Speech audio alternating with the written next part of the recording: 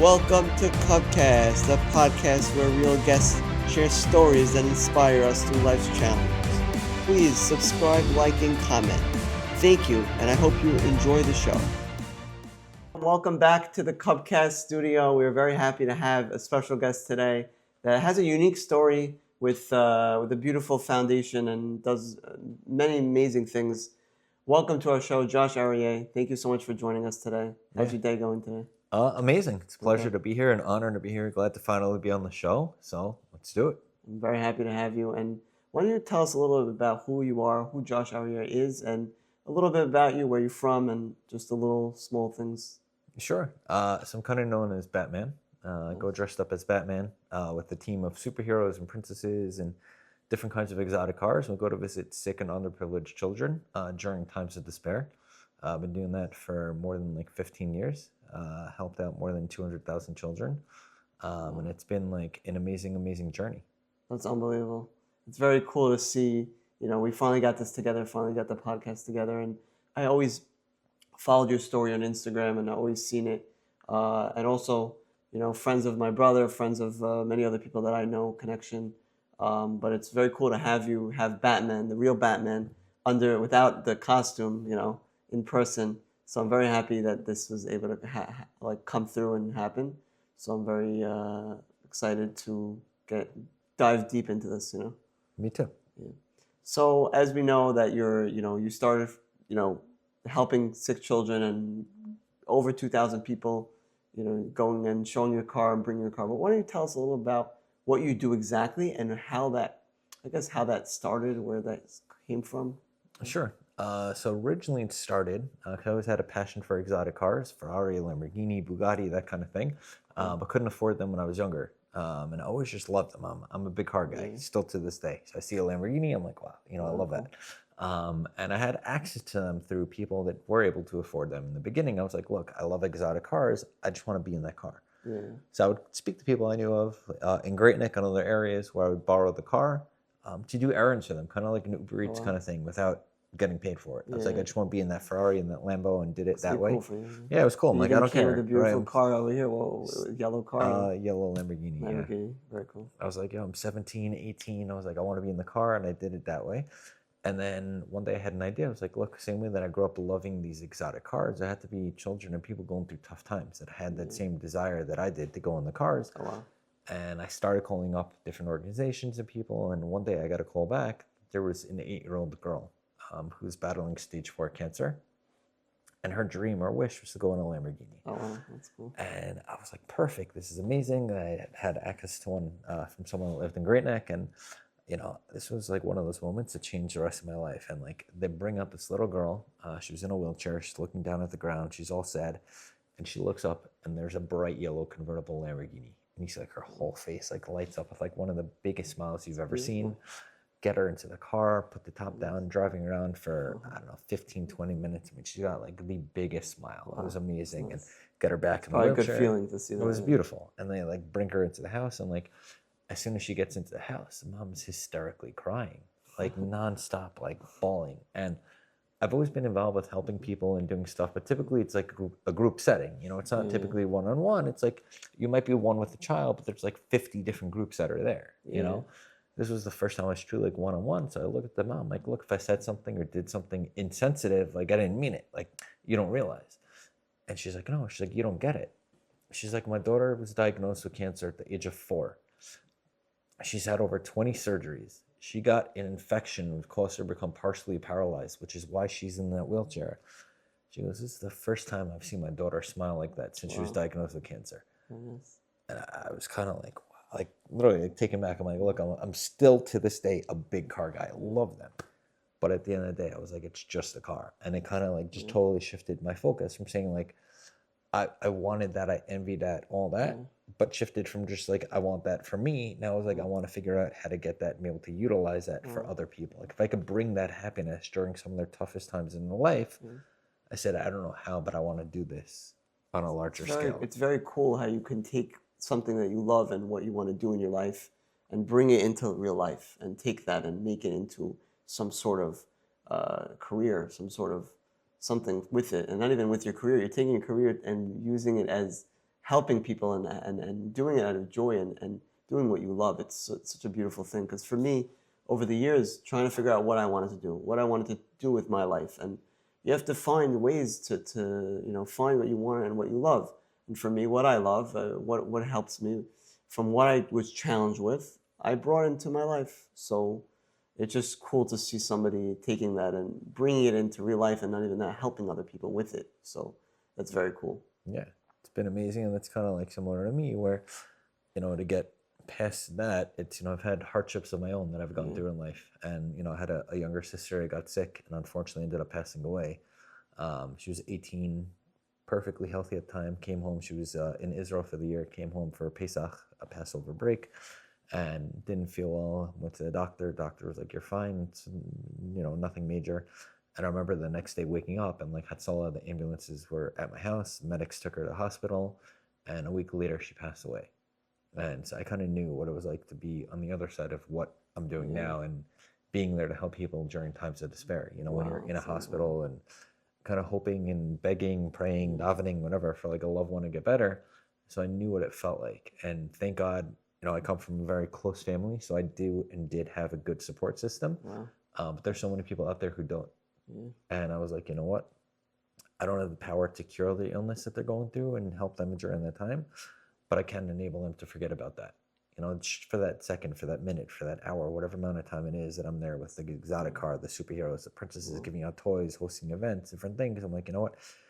You kind of enable them to transform from that patient to acting like a regular, healthy child. Wow. And that's kind of like the point. It's like, I can't cure them, but we can enable them to forget just for that moment. But you know how it feels because you had a sister that dealt with that and you saw it. So now when you do it for other people, you probably think of that and it gives you strength. It's an unbelievable idea. But why don't you tell us how this, I guess, challenge, all of us have a challenge, all of us have something that comes up in our life and it's difficult sometimes. But why don't you tell people that, I guess, have that issue and are dealing with it, how you went ahead and realize, when did you realize that this challenge brought you to doing good and making something out of it? So I think it was really just like over time by doing this, saying it's Batman and the exotic cars and all that, and doing it and really being passionate about it and kind of creating a movement, right? Because I might be the one speaking on the podcast, but I mean, we've had hundreds and hundreds of volunteers that have been a part of this, that have come, whether it was one time, they came 1,000 times or more than that, So it's really a team effort. I think it's just really looking back and seeing like what we started from and continuously to go through. Like, it doesn't mean that like right now I don't feel pain or any of that. Like there are days where I'll be out somewhere and I'll see one of my sister's best friends, or like my dad passed away about a year ago, also about almost the same exact time as my sister. And there are times like Snapchat or something will show you a memory will pop up, and I'm like, oh my God, like I'm just sitting at the table, and I'm like, my dad would have been like in that chair in the picture that I'm looking at, and it hits, or you're out somewhere and it's so.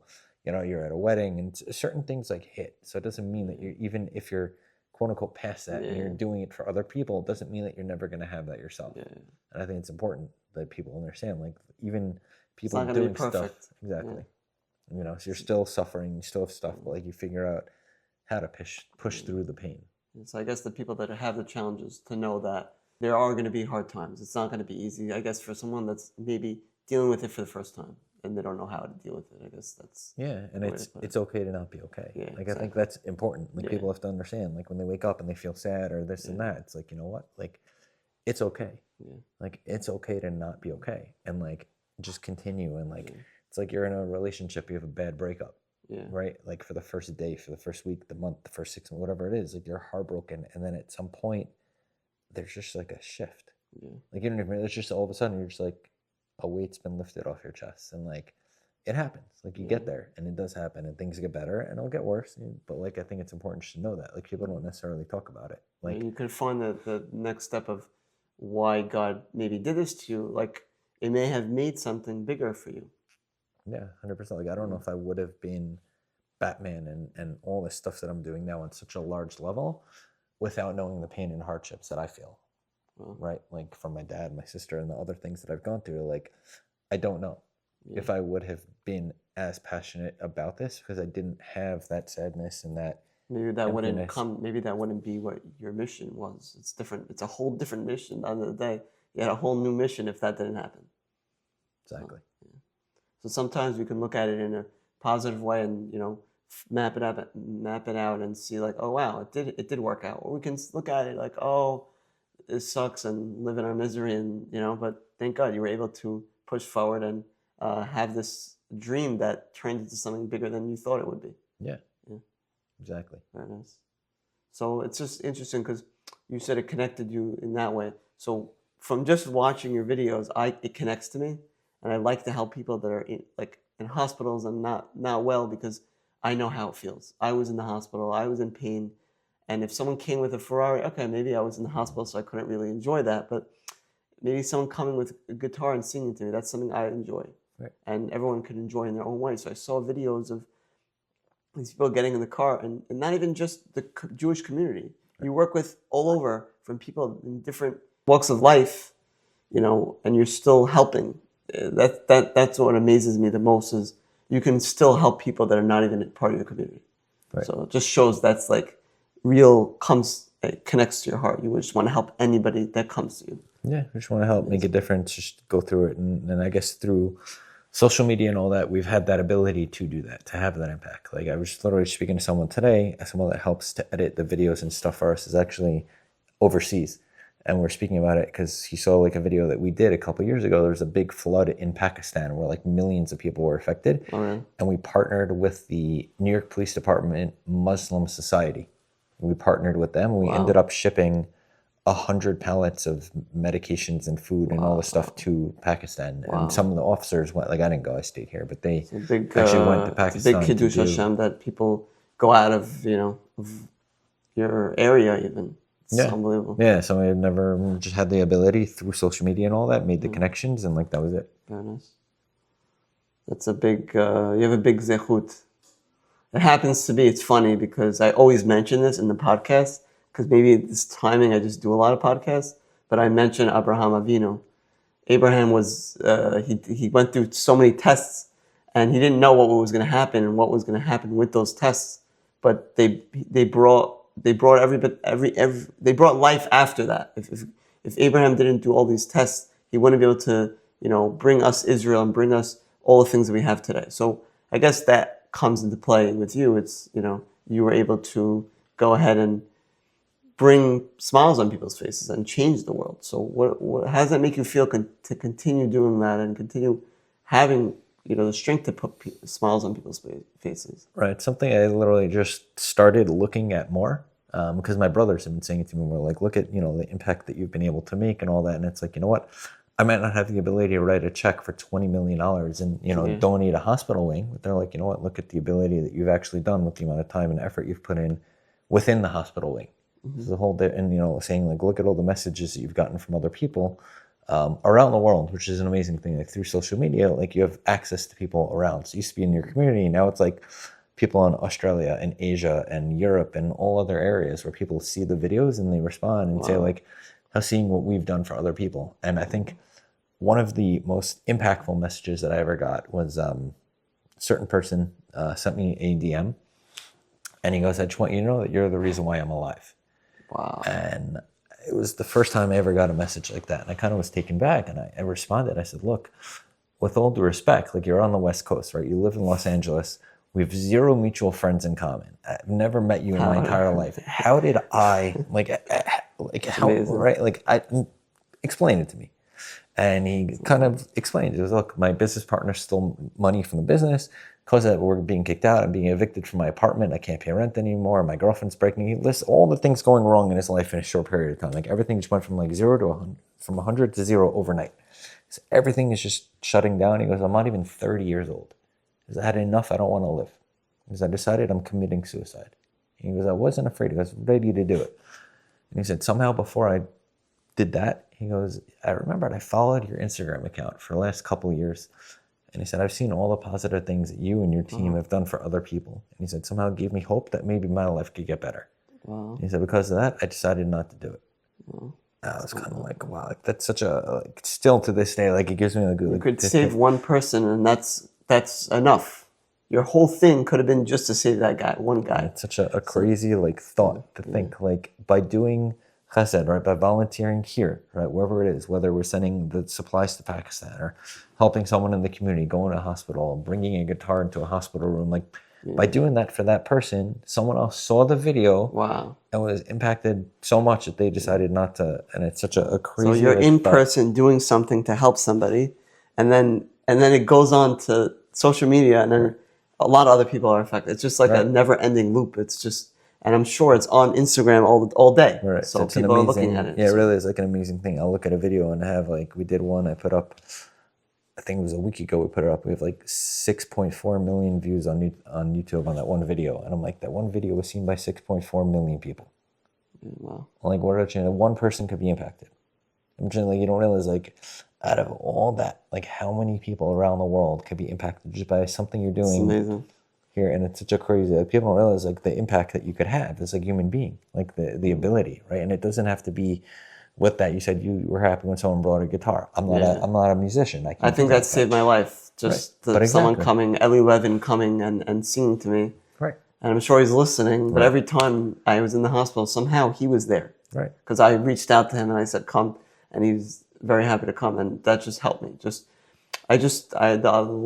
last month or a few months ago, somebody was not well, so I made a connection. Oh, somebody send this person to the person to get them a guitar, someone to sing to them. It will give them strength because I know how it felt. Right. And I sent it back to them and it gave them a smile. And it was probably one of their last smiles, and I was able to like have that for the person, be part of that. Yeah. So imagine for you, you're doing all that. It's probably a very good feeling and amazing feeling that you're doing it. It's pretty cool. Yeah, no, it is. And, there's also hardship. Like today we did a bunch of different events that we do, annual events that we also do for like non-Jewish people. So we're doing for like Halloween and certain things like that. And there's certain like, homes that they have for children that are sick or adults that are sick, and they live there. They're there permanently because of their inability to live on their own.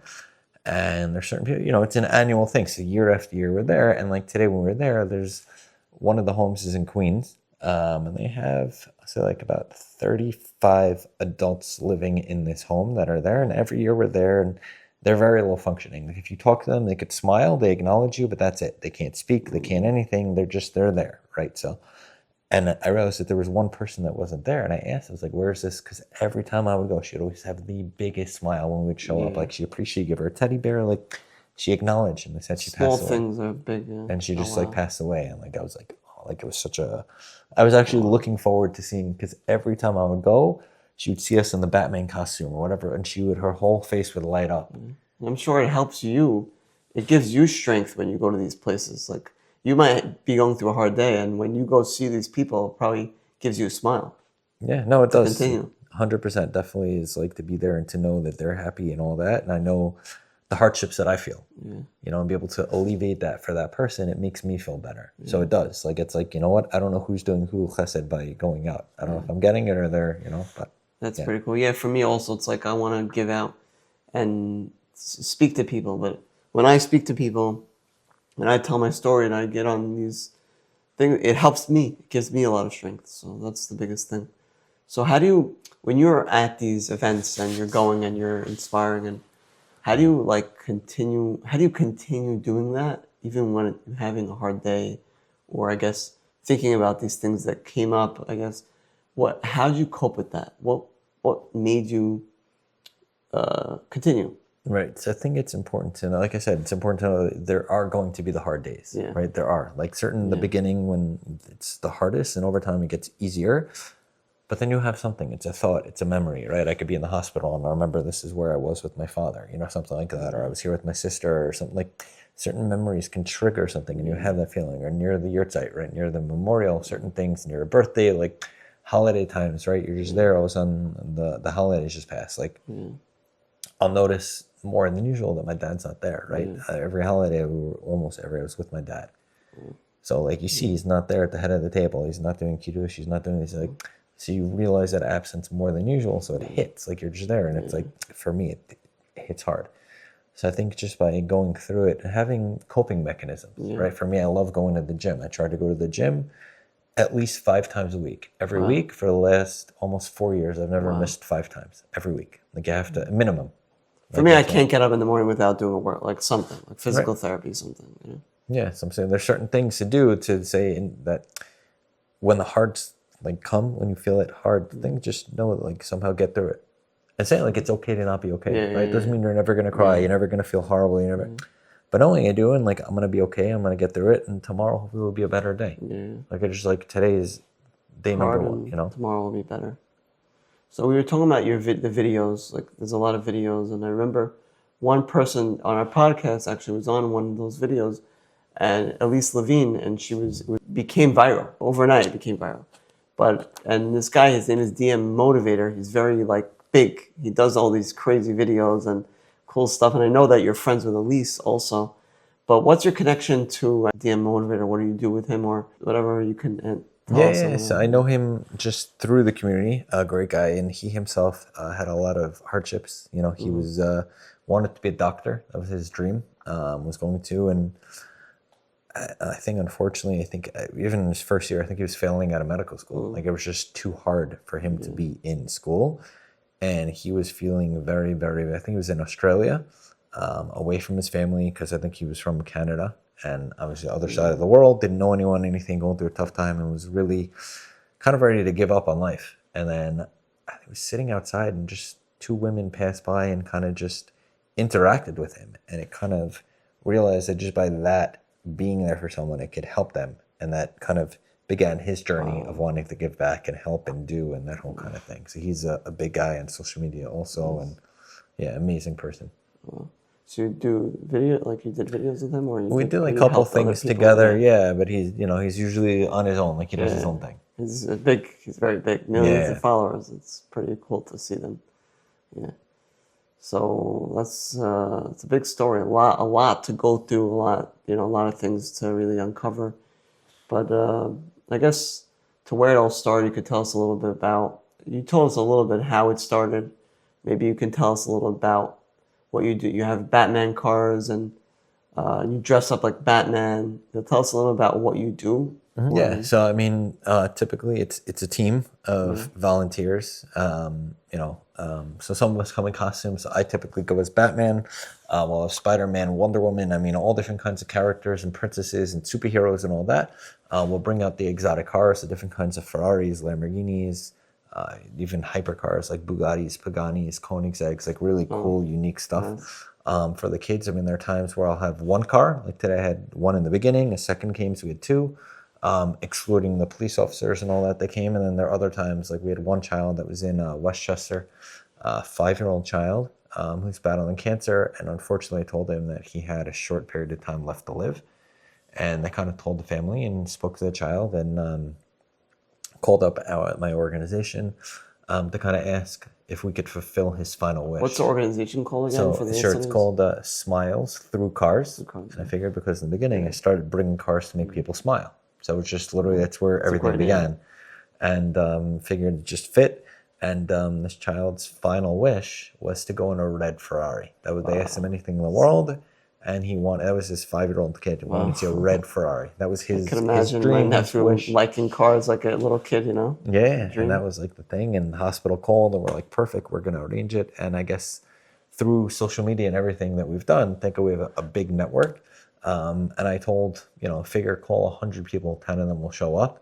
80 people showed up. We had 80 different Ferraris, Lamborghinis, Bentleys, Rolls Royces. People came with their cars. They came with the cars. 80 different cars outside the hospital. That's a cool thing. And it was really crazy because this kid, unfortunately, did pass away shortly after that. But we had to wait when we got there because they said they had to give him extra pain medication and extra this and extra. There's a whole thing, got him in the wheelchair, and the whole problem, like he hasn't walked in over a month. He hasn't been able to move. He hasn't anything. Just, he'll be able to smile, and that was it. And we were ready for that. And they brought him down, and that's what we expected. And when this child saw that red Ferrari, and then obviously all the others that came through, he got out of his wheelchair, and he was running around for like an hour and a half. Wow.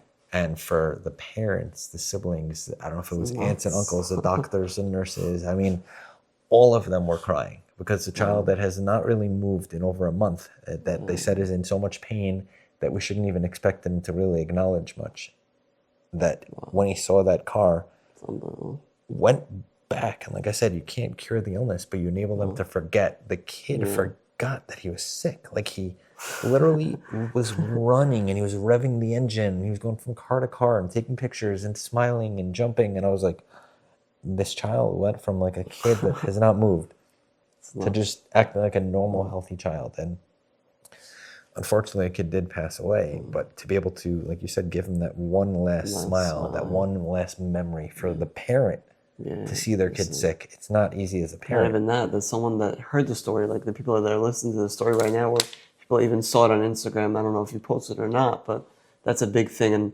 something that I experienced myself was, tragedy of breaking a lot of bones and going through a lot of different things. And for me, it was like, how am I going to get through it? And many times, if I go back and I look at how I got through it, it was just being positive. It was just somebody coming and visiting and giving you strength. Or maybe it was me trying to push and get to the next, walking to the next place and next thing. But how I do that was positivity. Yeah. And I think that if someone has positivity, or someone has a singer come to them, or someone, one little small thing, maybe someone comes to give someone a smile, I think each person can make a big difference by a small little thing, and it could change everything. Right. And I just think that people have to remember to keep pushing, keep going, and keep staying positive. And I think that's the magic to getting better. That's the only way. You see it right there. The guy got up from his chair and he started running around, and he can do anything, and he feels good, and he's out of his box. Right. 100%. So I think all of us can do so much more than we think we can, just by just being positive and just looking at the good, and trying to call a friend, and they'll give you strength maybe sometimes. Yeah, I agree. And I saw your videos when you were posting when you were in the hospital. Like, I watched them. You're saying about the positivity and today's, and all that. So yeah, 100% agreed. Taking it day by day, and that's what that's all you can do. That's what I said. Like, whatever that hardship is, whether it's physical, whether it's mental, whether it's emotional, whether it's all the above, right? Whatever that is, just know that you will get through it. And some days will be easier than others. You might need a support system. You might need the gym. You might need, there's so many different things. There's no right or wrong. Yeah, exactly. Right? Like, you could just play the guitar, just get out of that zone and somehow figure it out. So what would you tell somebody, I guess, that's stuck in a hospital, or even is going through their own financial crisis, or someone that's, has a family member that's not around anymore, or that's really going through a hard time, that needs help and needs strength? What would you tell them? Obviously, you went through so many different things over again and again, but I think this question really can help us, especially you've seen it, you've been there, you've seen other people go through it, you've been through it yourself. What would you tell these people that are going through that? Right. So I would say, obviously, like I said, have a good support system, have an outlet, right? So when you're feeling like that, like at certain times in my life where I was in a relationship ended, and I was, in a bad state mentally, whatever, you feel heartbroken or sad, whatever, you're with a person, you miss them. For me, it was going to a gym, creating the endorphins, just getting my mind off of that, right? Because think of it, when someone has anxiety, right? The anxiety typically creeps up when you're just quiet, right? But if you're busy and you're occupied, you can't go ahead and think about that thing. So it could Shlomo Levinger, one of our last podcast guests, his thing was magic. So when he was 14 and he was going through his struggle, he went ahead and did magic. So similar idea, I guess. Same kind of, get your mind off of it. And it won't do an instant change. But if you could start shifting, it could be reading a book. If you want to learn Torah, you want to, whatever, it's endless. Like, there's so many different things you could be doing. Just keep your mind off that thing. Just like that kid that he was able to keep his mind off by someone bringing him. Exactly. Or be with people, right? It could be with friends, be with family, but figure it out. All the above. Some of the above, it might work today, not tomorrow. It's trial and error, but you figure that out. Or helping others. For me, being able to use the pain that I have to help others, for me, helps knowing that, like, the sadness and the stuff that I feel enables me to be powered to want to help others, because I know how it feels to be in that situation. Like, I know what it was like to be in that hospital, to feel so alone and to feel so sad while you're going through that, and hoping and begging, praying for a loved one to get better, and you never know. Like, you don't know. And you're literally sitting there every day. All you care about, there's nothing else in the world that matters. Like, you don't look at your phone, you don't look at social media, nothing, it doesn't matter. I don't care about stocks, I don't care about crypto, nothing. Like, doesn't matter about voting. Like, all this was non-existent. It was all about, can my sister survive? Can my father, and stuff like that. And then And then the family members, I'm sure you deal with family members, siblings that are also dealing with their brother or somebody that's sick. Deal with that. So I guess it's kind of similar. Yeah. So I guess that's it's a big thing that you do that. And well, how does it feel like being on the other side, being not masked wearing Batman, as they say, they call you Batman. How does it feel when you're on the other side? Like what do you go through on the other side, or even when you're wearing the mask? What do the kids think of you? What do they think of you? Do they think of you as like this superhero? Yeah, so when I'm in the costume, like the first time that I did it, there was actually a child who was about 5 years old, a Jewish kid who was battling cancer, and it was his birthday, and it wasn't his wish or whatever was to meet Batman. And I kind of went and I said to him, "Hey, what's your name?" He told me his name, and I said, "Do you know my name?" And I was gonna tell him and he goes, "Hey, you're Batman." I was like, "Yeah." Like I was not in that mindset, and I'm like, looking to the kid, talking to him. He goes, "Where's Robin in the Justice League?" I'm like, I'm frozen. I'm not in this mindset at all. I'm completely like, no idea. Like I'm just completely Josh, silent. that's it. And this kid like looks at me and goes, "Wait, if you're here, they got to be out saving the world." I'm like, "Yes." Like, so like now I'm in that mindset. Like now I know, like when I'm there, like the kid believes that I'm Batman. That person is Spider-Man. That person is, Princess whoever. For them, like, you're kind of saving them. You're the superhero that came and saved them. So they truly believe like you are that. Cool. And I took like now I know. I've been doing this long enough. In the beginning, like I had to realize like they truly believe when you're in that room in that costume, like you are that person. So it's an amazing wait, feeling. you had this Batman car before you were Batman, or So I made the car when I became Batman. So I made it in. And then you started wearing the Batman costume, and you thought that was a good idea, like to help. So yeah, there was a guy. I'll tell you. So I did the car thing for a long time, and then there was a guy that I heard about in Baltimore whose name was Lenny Robinson. Never met him. Some guy that got pulled over in a Batman costume in a black convertible Lamborghini. So I had a yellow. His was black, and it went viral. That it was a guy, and he was supposedly on the way to a hospital to visit a kid. And I thought it was so amazing. It was so similar to what I was doing. I wasn't going in a costume. I was going just as, the exotic car and me, right? Yeah. And a couple of years went by, and I remember hearing, I think it was August of 2015, I remember hearing about this guy on the news who I think his car broke down at night, and it was a black car, poorly lit area, black costume, and he actually got hit by a car and died. The car ran him over, and that was it.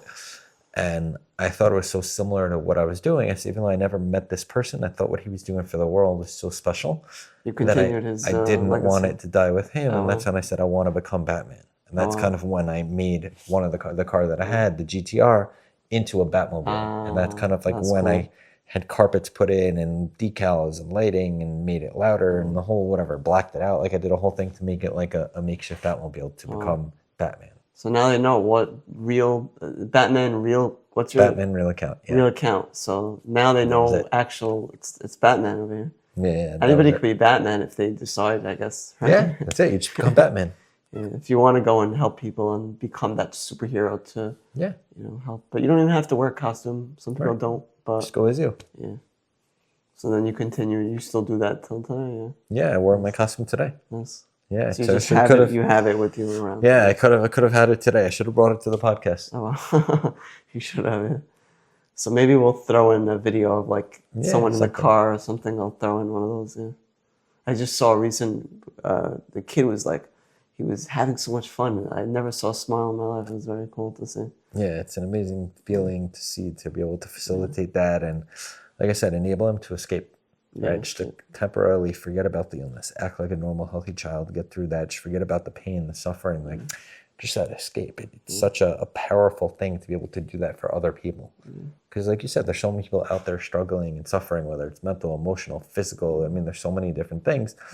If you can just help transform that, right? Whether it's sitting there and you go to a Cubcast and you're playing the guitar, you don't realize the impact that might have on everyone else coming. I think there's so many different things. If you're good at basketball, showing someone how to play that. Endless what could be done to be able to do. Yeah. We can bring all our talents to the table to help. Yeah. In our own way. There's no right or wrong, exactly. Yes. Like I did it with cars and costumes. Someone else could do it with something else. Like so I guess someone that's not going through action, like they're going through a struggle, but not like they're not in the hospital and Right. and all this stuff, but they can still go ahead and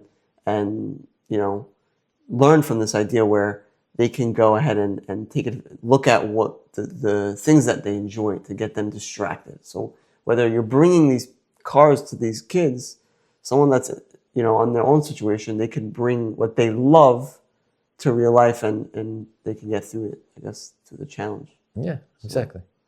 There's always another way to look at it and see it. So we're very happy that you were able to come and show the story to everybody else that haven't heard it, and they get to hear some of your stories. So it was very nice having you. I appreciate you coming and making time. Yeah, it was amazing. Glad we finally did it. Making time out of your day, even though you had time to go and inspire these other people. You can take your time and use it in other places. Right. But you chose today to, make it possible. And, we were trying to do it for a while, but it came through. Yeah. So thank you. Finally, my pleasure. It's an honor, and yeah, appreciate you. Even if you're going through your hard time or whatever, you still made the time. So I'm very grateful and grateful for what you do for the community and for everybody else in the world. Yeah. So Likewise. Same here. thank you so much for coming, and only the best. Amen. Thank you.